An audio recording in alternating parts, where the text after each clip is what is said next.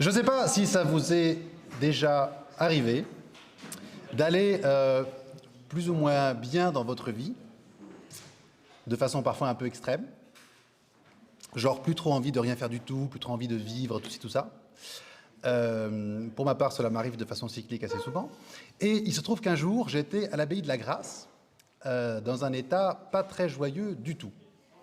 Alors comme je suis un bon religieux, je mets en œuvre les moyens spirituels et naturels pour essayer d'aller mieux. Je prie beaucoup, je vais courir tout le temps. Eh bien, figurez-vous que même la liturgie traditionnelle, même le sport, même la nourriture bonne, les lectures spirituelles, la confession, rien n'y fait. Et je suis assis dans l'hôtellerie de la Grâce, il y a des petits bouquins qui sont disposés. Moi, j'avais amené des gros bouquins du couvent de Toulouse, des trucs un peu solides. Et là, il y avait un petit livre, vraiment tout petit, plutôt accessible pour les gens normaux qui font des retraites, genre vous. Et je prends ce petit bouquin, je me dis, tiens, ça, en 15 minutes, c'est lu, juste avant les vêpres. Alors j'y vais, clac, clac, clac, clac, clac, clac, clac, clac. Et de fait, je lis le livre en 15 minutes. Et ce petit livre en 15 minutes réussit à me faire passer de l'état semi-décrépitude dans lequel je me trouvais à je veux convertir la terre entière, parler de Jésus et mettre le feu au monde. Et ce petit livre était une vie très, très, très, très courte, avec plein de petites images, de Marcel Callot. Et cette vie était belle. Elle était écrite pour des adolescents, genre scouts. Et il y avait dedans des photos, il y avait dedans des images, mais il y avait surtout dedans une espèce de puissance de sainteté extrêmement forte. Saint Marcel Callot est un saint badass, dans la mesure où il y a dans sa vie une espèce de vertu, de force, une puissance, une endurance.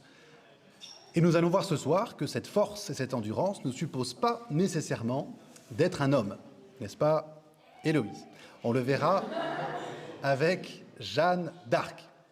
Et la qualité qu'on va regarder ce soir, c'est cette puissance de la foi qui donne la force d'avancer, qui donne la force de réaliser des choses absolument uniques, alors que la plupart des gens normaux, genre nous, auraient reculé, se seraient écroulés.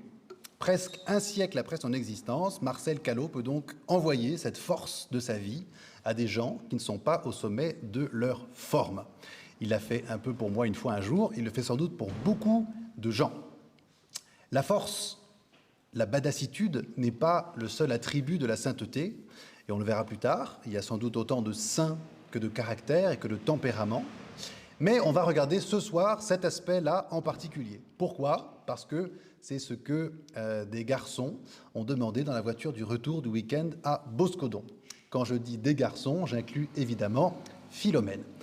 Je vous propose donc de regarder la vie de ces trois saints, Saint Marcel Callot, Sainte Jeanne d'Arc et Saint Louis. Et à la fin, je vous expliquerai en quelques mots pourquoi je n'aime pas beaucoup le sujet de cette conférence, que je me suis efforcé de réaliser malgré tout, mais je pense que c'est important pour qu'on puisse comprendre. Mais promis, nous allons quand même honorer la première partie, c'est-à-dire présenter la vie de ces trois saints, et enfin exprimer pourquoi Jean Jardin n'a pas que des bonnes idées. Donc, Marcel Callot est né en 1921 à Rennes. Il est mort en 1945 dans un camp de concentration nazi. Il avait 23 ans.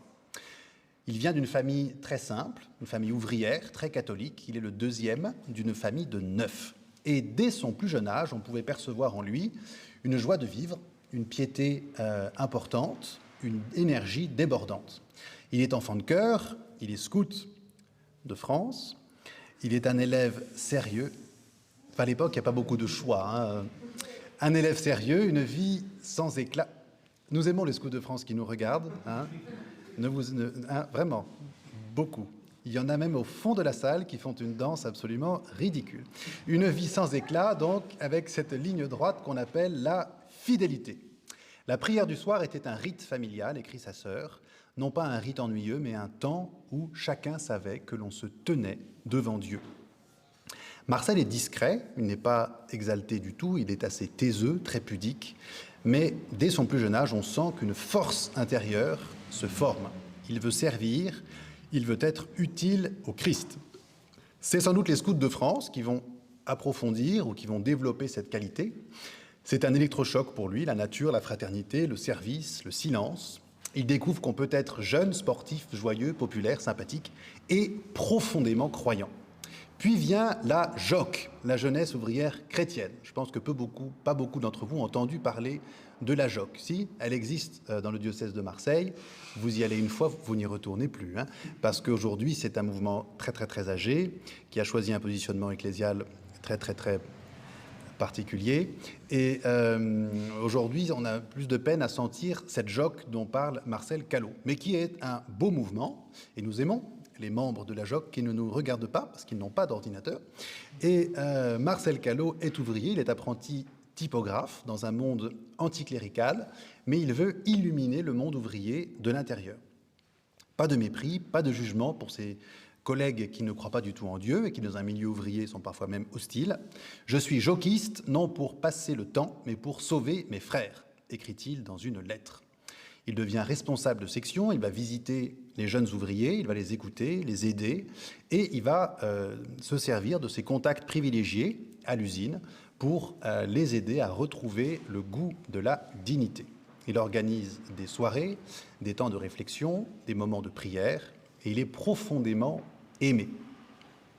Un camarade raconte, quand Marcel parlait, on sentait qu'il croyait vraiment ce qu'il disait, et cela nous donnait envie d'y croire aussi. Moi, j'aime bien cette phrase. Si un jour on peut la dire de chacun d'entre vous, ce serait formidable. Quand Paul parlait, on sentait qu'il croyait vraiment ce qu'il disait. Et ça nous donnait tous, qui sommes dans cette salle, l'envie d'y croire aussi. On a tous envie d'y croire à cette phrase, mais bon.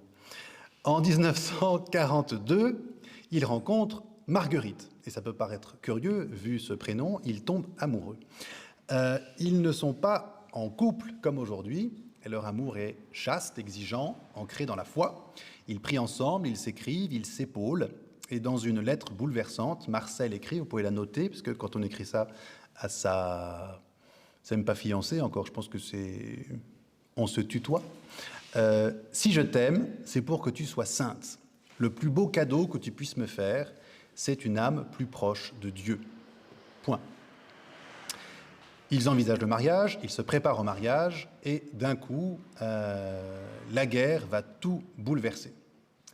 En 1943, l'Allemagne nazie impose le service du travail obligatoire, et tous les jeunes Français doivent partir travailler en Allemagne. Marcel refuse, au nom de la France, et il se rend compte que son refus va mettre sa famille en danger, alors par amour de sa famille, il part. Avant de partir, il dit « Je ne pars pas comme travailleur, je pars comme missionnaire du Christ ». 22 ans. Je ne pars pas comme travailleur, je pars comme missionnaire du Christ.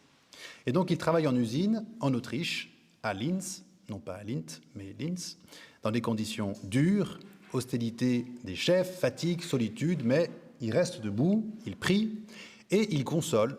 Il partage avec les autres, il vit la fraternité dans l'obscurité du camp. Ce que je fais ici, je le fais, pas du camp, pardon, de l'usine. Ce que je fais ici, je le fais pour le Christ, écrit-il. Un de ses compagnons de travail dira, il avait une force que rien ne brisait. Il savait qui il était. Il est si rayonnant que cela finit par déranger. Ça, c'est assez badass. Il savait qui il était. Et le fait que son être rayonne par la persuasion qu'il a à être ce qu'il est, finit par déranger les autres. Et de fait, le 19 avril 1944, la Gestapo l'arrête. Qu'est-ce qu'il a fait? Rien du tout. Mais dans son dossier, on lit cette phrase extraordinaire « Viel zu katholisch », beaucoup trop catholique. On voit qu'il a une influence sur les autres, on voit qu'il commence à avoir un vrai réseau. Cela inquiète, et donc il est envoyé à Gusen, un camp annexe de Mauthausen, l'un des pires. Il travaille à la carrière, il a faim, il a froid, il subit les humiliations, et pourtant il continue à aimer. Et le réseau qu'il avait fait à l'usine, il le fait dans le camp. Il soutient les autres, il prie les autres, il donne ses vêtements, il partage son pain, il offre tout ce qu'il a, et il meurt le jour de la Saint-Joseph, 19 mars 1945. À 23 ans. 1987, c'est sa béatification par Saint Jean-Paul II. Citation, « Il a été arrêté non pour une activité politique, mais pour avoir été chrétien. » Non pas prosélyte, dangereux, briseur de régime, simplement chrétien. Il n'a pas été victime de haine, continue le pape, mais témoin de l'amour. Donc Marcel Callot, malgré l'aspect extraordinaire, en fait, dans ses actions, dans ses actes, dans ce qu'il a fait, est un saint du quotidien, pas hyper formé, pas physiquement impressionnant. Ce qu'il a fait n'a pas renversé le monde. Il est venu, il a été lui-même, il a témoigné, il est mort. Un saint du quotidien, un ami de Jésus dans le monde qui nous rappelle que la sainteté n'est pas une option parmi d'autres, qu'elle est la vocation baptismale, notre vocation commune. Dernière petite citation écrite à sa sœur depuis le camp. « J'ai confiance, Dieu ne me demande pas la réussite, mais la fidélité. Je suis ici pour lui, je l'aime et il me suffit. » Prochaine sainte dans nos badassitudes, Sainte Jeanne d'Arc. Et d'instinct, nous voyons une statue sur une place avec des drapeaux français et Jean-Marie à côté. Une guerrière en armure, une figure de vitrail. Et pourtant, Jeanne est bien plus qu'un personnage patriotique auquel on peut s'attacher au nom de la France. Elle est aussi une mystique, une martyre, bref, une sainte. Je voudrais aujourd'hui regarder ce qui se passe à l'intérieur de Jeanne, la voix intérieure qui transforme son cœur. Certes, elle obéit à des voix extérieures, mais ce qui transforme vraiment son être, c'est la voix intérieure du Christ. C'est cette voix-là qui lui permet de ne pas fuir sa mission, d'aimer l'Église jusqu'à mourir pour elle, même quand l'Église la trahit.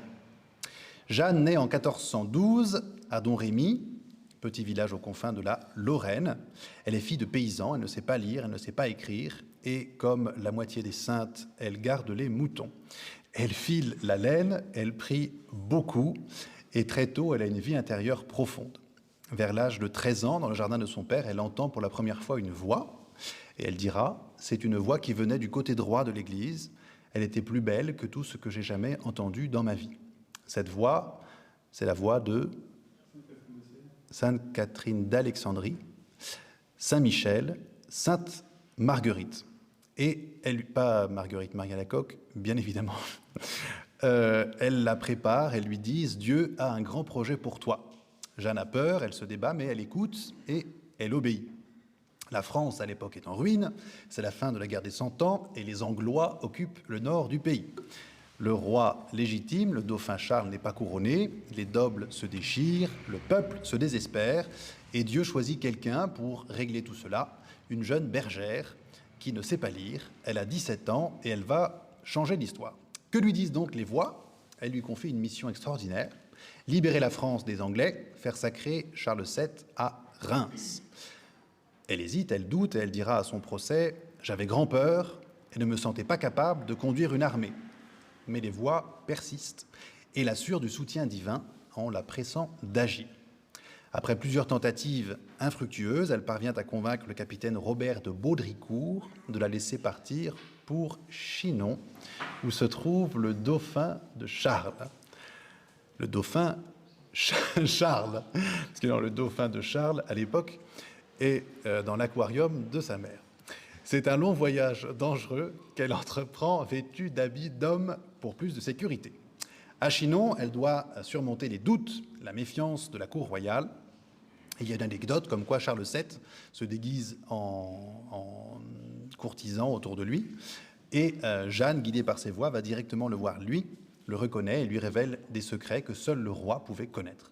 Cette rencontre est représentée dans l'art. Elle marque vraiment le début de la reconnaissance de la mission de Jeanne. « Gentil dauphin, dit-elle. Le roi, bien sûr, je ne parle pas de celui dans l'aquarium.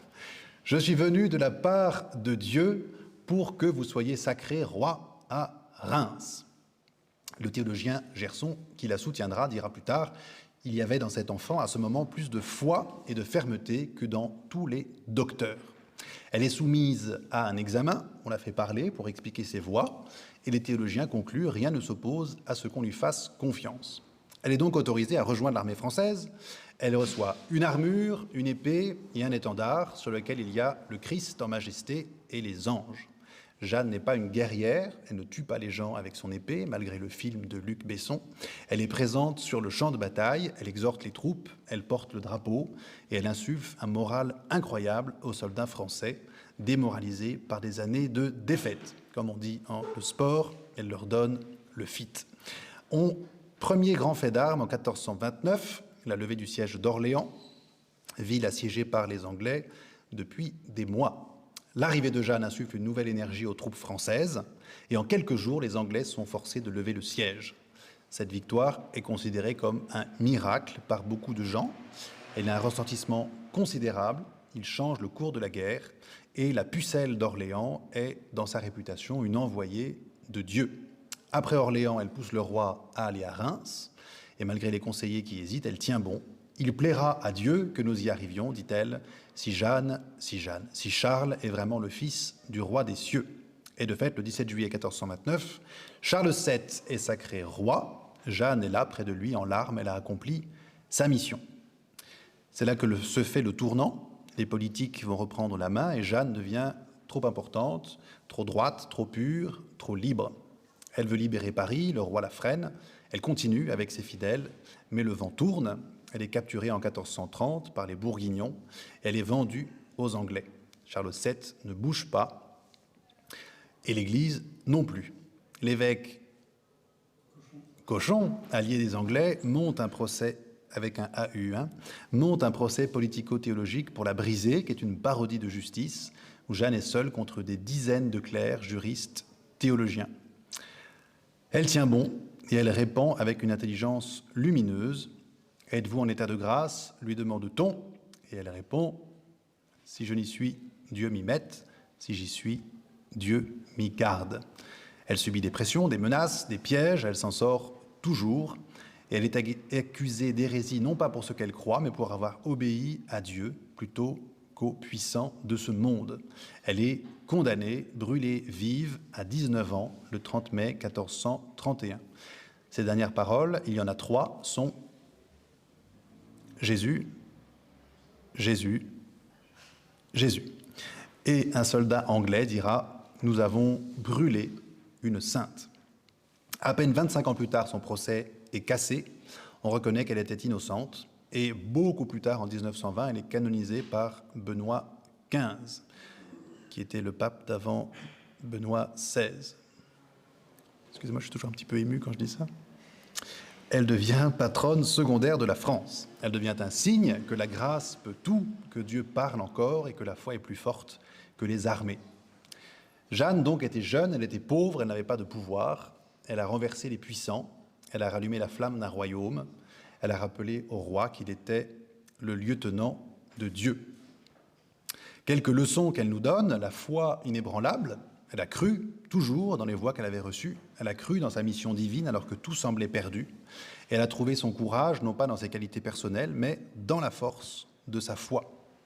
Courage et persévérance, elle n'a jamais reculé devant les obstacles militaires, politiques, personnels. L'obéissance à l'appel divin, disponibilité totale à ce qu'elle percevait comme la volonté de Dieu, rappelant que Dieu peut appeler n'importe qui, même les plus humbles, même Pierre Foucault, à de très grandes choses. Le patriotisme chrétien. Pour Jeanne, la libération de la France n'était pas seulement une affaire politique, mais une œuvre voulue par Dieu. Et elle a uni son amour de la patrie et sa foi.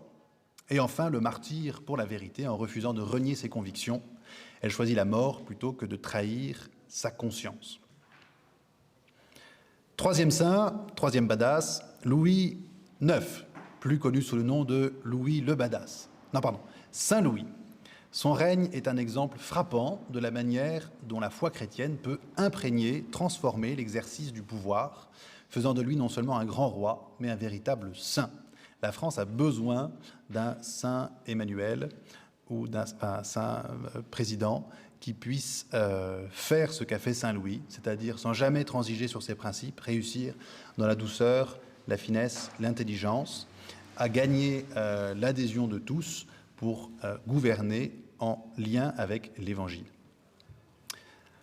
Une conception divine de la royauté, servir avant de gouverner. Louis naît en 1214 et sa mère est Blanche de Castille qui l'éduque conformément à la foi. C'est elle qui lui apprend que la royauté est un devoir sacré, une mission confiée par Dieu. Le bon roi ne se contente pas de gouverner, dit Blanche, il se donne le devoir de servir le peuple, car en lui se reflète la volonté de Dieu. Et cette maxime guide concrètement les actions de Louis, qui ne considère pas son trône comme une fin en soi, ce qui rappelle un peu plus les élections aujourd'hui, mais comme un instrument au service du bien commun. Comme il l'aurait lui-même déclaré, « Mon règne n'est pas le mien, il appartient à Dieu et à ceux que je dois servir. » Il met son pouvoir au service de la société pour qu'elle soit plus juste et pleine de la charité de Dieu. Réformateur audacieux, administrateur hors pair, il prend les rênes du pouvoir, il réforme l'administration royale, réduit les abus, garantit l'équité dans l'application des lois. Son système judiciaire, précurseur d'une justice plus humaine, témoigne de ce désir profond de servir le bien commun. Vous avez peut-être entendu parler des enquêtes royales, où il envoie des personnes, des clercs réputés pour leur intégrité, des dominicains, ou dans tout le royaume pour recueillir les plaintes de ses sujets. Saint Louis aime beaucoup les dominicains. Il les invite à sa table, dont saint Thomas. Il leur donne des missions importantes, on va le voir dans une minute. Dans ses décrets, il insiste sur la nécessité d'une justice impartiale, accessible à tous, sans distinction de rang ou de fortune, ce qui est révolutionnaire pour l'époque. C'est un grand bienfaiteur, il va au secours des pauvres, il protège les orphelins, il va les visiter lui-même, il les touche. Il croit fermement que l'exercice du pouvoir doit se traduire par une sollicitude sincère avec tous ceux qui souffrent. Gouverner, c'est avant tout imiter le Christ, qui, dans la parabole du bon Samaritain, enseigne la nécessité d'aimer et de secourir son prochain sans distinction. Sa foi profonde le pousse à faire des décisions déraisonnables aux yeux de tous. À mes pieds, cette décision est déraisonnable. Le port pieds nus de la Sainte Couronne du Christ à Paris, geste spectaculaire, puissant témoin de sa dévotion, de sa vision de la France comme protectrice des reliques de sa passion. Vous le savez sans doute, l'achat de la couronne d'épines est la moitié du budget du royaume. Et il y a une anecdote que nous aimons bien, il faut que je vérifie un jour si elle est vraie, mais je l'aime bien, où il y a une escouade avec des armes, des chevaliers, tout ça, qui font un convoi pour amener la couronne d'épines, sauf qu'elle n'est pas là. Elle est dans la besace de deux religieux d'un ordre qu'aime beaucoup Saint Louis, et qui ramènent un petit peu en cachette la couronne d'épines par un autre chemin. J'avoue, je n'arrive pas à retrouver cette anecdote, mais elle est sans doute vraie puisqu'elle est bien. Malgré toutes les épreuves, il s'accroche, en particulier dans les croisades. Certains écrits de l'époque rapportent qu'avant de partir en croisade, le roi déclare « Seul Dieu peut gouverner les destinées. En m'abandonnant à sa volonté, je pourrais obtenir la victoire. » Il y a des épreuves, des défaites, la 7e croisade, sa capture en Égypte, auquel on paye très cher pour le ramener. Il ne se décourage pas et il écrit à ses conseillers « Que mon épée serve à défendre les opprimés, que mon cœur reste humble devant la grandeur de Dieu. » Il meurt en 1270 lors de la 8e croisade. Il sera canonisé en 1297. Un chroniqueur écrit à cette occasion « Le règne de notre roi est une lumière pour nos cœurs, une invitation à l'union de la foi et de l'action. Par son exemple, nous apprenons que la véritable royauté est celle qui se souvient toujours des faibles et des démunis. » Ces mots montrent combien son action résonne encore aujourd'hui, invitant chacun à une introspection sur la manière dont nous pouvons, à notre échelle, unir notre foi à nos actions. Un dirigeant, donc, qui a cherché à incarner les vertus chrétiennes dans l'exercice de son pouvoir, et montrant qu'une autorité peut être à la fois forte et juste, puissante et charitable. Badass, quoi. Il nous invite à réfléchir à la manière dont nous pouvons, dans nos propres vies, mettre nos talents, nos forces, notre courage, nos vertus au service des autres et des valeurs de l'Évangile. Voilà donc pour la présentation, certes un peu rapide, de ces trois figures de sainteté. Et l'entrée donc dans ma deuxième partie sur le fait que le titre de cette conférence n'est pas mauvais, mais limité. Et je dois vous avouer que depuis le début de l'année, j'appréhendais un peu cette conférence. J'ai voulu la donner au frère Marie-Olivier, mais ça aurait été une mauvaise idée. Assez symptomatique d'une certaine tendance de la jeunesse catholique de notre temps, celle qui aime voir claquer les bannières de chrétienté. Alors attention, je n'ai rien, moi, contre les bannières de chrétienté, ni les pèlerinages d'ailleurs. Je n'ai rien contre Sainte Jeanne d'Arc, contre Saint Louis et contre Marcel Callot. Ce qui me fait de la peine, une petite peine, c'est que si j'avais intitulé cette conférence « Sainte Thérèse de Lisieux, Sainte Faustine Kowalska et Saint Dominique Savio, modèle de douceur et de charité pour notre temps », je ne suis pas certain qu'il y aurait eu plus de 5 personnes dans cette salle. Et ce n'est pas qu'une histoire de garçons et de filles. C'est une question de ce que nous entendons par la foi, l'espérance et la charité. Et même si saint Paul décrit les vertus chrétiennes comme une armure de combat, il est clair dans l'histoire de l'Église que le christianisme choisit toujours la douceur, la patience, la compassion et la miséricorde. Alors, il est heureux de voir de la force, de la puissance dans la vie des saints. Elle nous motive et elle nous inspire. Mais attention à ce qu'elle inspire les bonnes parties de notre cœur et les bonnes parties de nos aspirations. La conquête que nous voulons réaliser, ça n'est pas forcément la mort des infidèles, c'est la conquête des âmes, c'est la conquête des cœurs. Ce n'est pas une conquête temporelle. Le jour de Pâques de cette année, j'ai eu l'immense honneur d'être invité au foyer pour regarder le film Kingdom of Heaven, pour ma plus grande joie.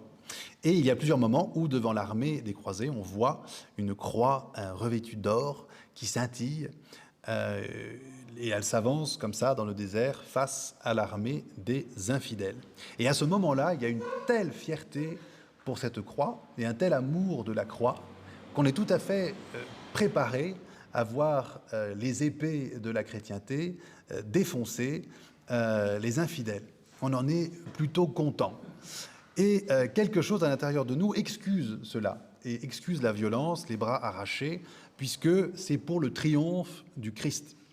Et alors, posons-nous la question, est-ce que Saint Louis était badass parce qu'il a voulu imiter la personne de Jésus-Christ ou parce qu'il voulait couper la tête des gens qui vénèrent un autre prophète? Enfin, un autre qui se dit... Enfin bref.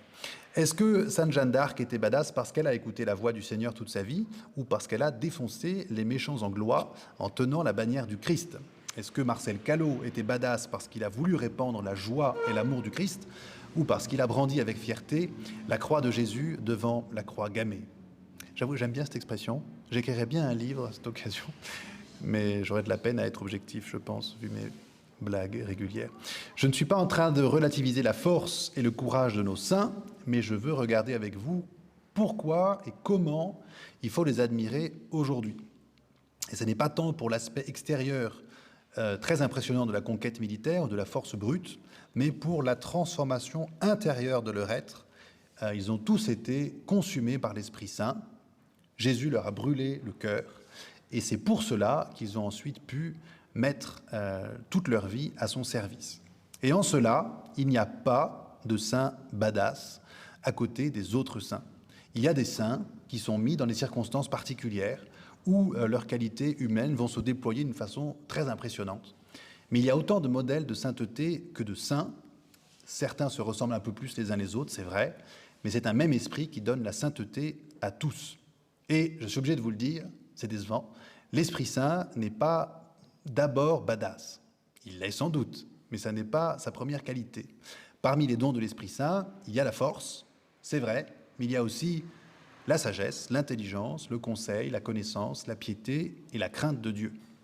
Et parmi les fruits de l'Esprit Saint, la douceur, l'amour, la joie, la paix, la patience, la bonté, la bénignité, la fidélité, la maîtrise de soi. Et ces dons de l'Esprit et ces fruits de l'Esprit nous rappellent que la sainteté est un chemin de transformation intérieure, une union avec l'Esprit qui nous mène à la ressemblance de notre Seigneur Jésus-Christ, pour aimer, pour servir, non par la force brute, mais par la puissance de l'amour divin. Et cet amour peut être très grand. L'Esprit Saint souffle où il veut. Et si je reprends une belle scène du film dont je parlais, il y a une confrontation entre deux caractères, Guy de Lusignan, laid et roux, et Salah ad-Din, allé et mystérieux. Et Guy de Lusignan est célèbre pour sa faiblesse, son incompétence, sa dureté de cœur, alors que Salah ad-Din est célèbre pour sa noblesse d'âme, sa modération, son respect des prisonniers, même chrétiens. Et on peut voir en lui, non pas forcément un saint, mais une sorte de figure d'une sainteté dont parle le Concile Vatican II quand il parle des musulmans dans Lumen Gentium, et plus convaincante que Guy de Lusignan, baptisé dans le Christ Jésus. L'Esprit Saint fait son œuvre de manière étonnante. Il éclaire chaque personne, un peu comme dans une église, restaurer notre église. Vous avez un vitrail de toutes les couleurs, et l'Esprit Saint va taper dans ce vitrail et éclairer chaque petite partie de manière très différente. C'est la même lumière qui rentre, mais elle va se déployer et donner des couleurs dans toute l'Église, parce que chaque personne, dans mon explication, à travers laquelle passe l'Esprit, va rayonner d'une façon différente. Les saints sont la révélation en acte, mais un seul saint ou un seul caractère ne suffit pas pour comprendre ce que Jésus veut nous dire. Il faut écouter Dieu, il faut écouter Jésus, il faut se laisser conduire par son Esprit. Cet Esprit nous enseigne qu'il y a un seul corps qui est l'Église, que chacun des membres de l'Église, vivant par la grâce, sont autant de membres de ce même corps.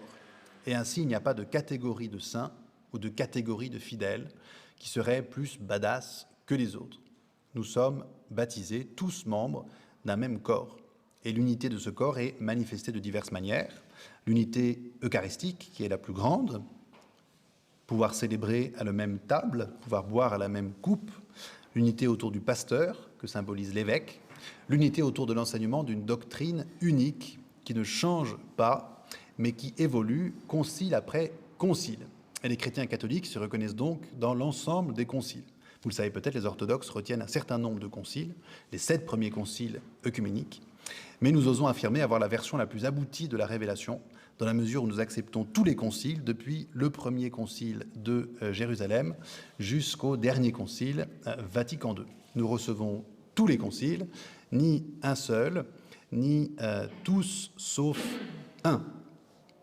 Là, j'entends donc la partie la plus innocente de la salle qui se demande, c'est marrant, pourquoi on parle de ça?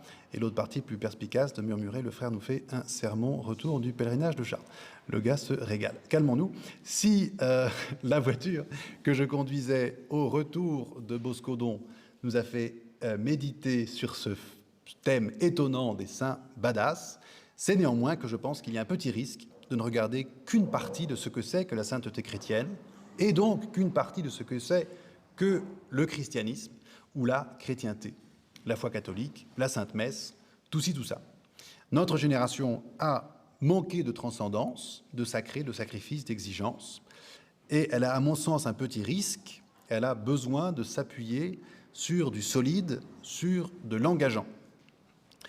Cela a un petit risque qui n'est sans doute pas très présent dans cette salle, mais nous nous sommes tous réjouis à la vigile pascale du nombre de baptêmes et de conversion des musulmans vers le christianisme, mais il y a aussi pas mal de conversions de post-chrétiens vers l'islam. Il y a quelque chose de très fort, de très clair, de très badass dans le fait que de jamais manger de porc, de toujours observer le ramadan, de toujours faire ses prières. Je rappelle à tout hasard aux garçons qui seraient intéressés par cette voie, qui se disent que c'est peinard car nous on n'aura pas besoin de porter le voile, que d'une part il faudra renoncer au Little Temple, sauf pour boire du jus de fraise, et qu'il faudra quand même que l'on coupe un bout de leur rythme de vie actuel. Eh bien, de même, il peut y avoir au sein du catholicisme un petit risque d'oublier cette prépondérance de l'œuvre intérieure de l'esprit. J'ai hésité à l'enlever jusqu'au dernier moment. Je ne l'ai pas fait. Je constate une tendance donc à préférer ce modèle plus exigeant, plus conquérant, plus extérieur, plus actif, plus prosélyte. Ce ne sont pas des insultes, ces mots. Actif, prosélyte, conquérant. Si on les mettait dans un petit papier, qu'on les faisait tirer à la conférence des évêques de France, on pourrait peut-être avancer un peu plus dans la vie. Ouf. Mais si on se focalise sur ces mots-là, attention de ne pas oublier ce qui est le cœur de l'Évangile. L'amour du prochain, la compassion, la miséricorde. Donc, soyez des saints, badass, pourquoi pas, mais des saints tout court. C'est-à-dire les saints que le Seigneur veut, lui, pas les puissances extérieures, pas un groupe humain, pas le roi, les saints de Dieu. Et pour cela, prière, pénitence, aumône, partage. Ce n'est pas moins exigeant que nos amis musulmans, et cela sans rien amputer à ceux que nous avons reçus du Seigneur. J'en ai fini. Des questions? Des remarques? Oui. Oui, il y aurait une citation, je ne sais pas si elle est exacte, de Saint Louis qui aurait dit que mais la seule façon pour un chrétien de réagir à un blasphémateur serait de lui passer l'épée à travers le corps jusqu'à la garde. Comment vous mettez ça dans la charité et la miséricorde et le reste? Eh bien, il faudrait vérifier quand même cette citation, mais je mets ça quand même dans un contexte où il y a une certitude qu'il est préférable pour le salut de la communauté d'éliminer les individus qui la mettent en péril. Cette doctrine a évolué, en tout cas on s'en est un petit peu éloigné. Moi j'étais un peu surpris au Barou une fois de tomber sur un bouquin de... Comment s'appelle le fondateur du Barou déjà? Marie-Olivier Guillou, fondateur du Barou, son nom, Don Gérard, qui explique assez posément que de fait, si jamais on voit un pays majoritairement musulman avec des chefs bien organisés, au nom du salut des gens qui sont dedans, on se doit d'aller l'attaquer pour permettre ensuite d'y apporter la foi. Et donc on se doit de tuer pas mal de gens pour pouvoir renverser le régime en place et installer un régime qui puisse convertir les peuples et les ouvrir au salut.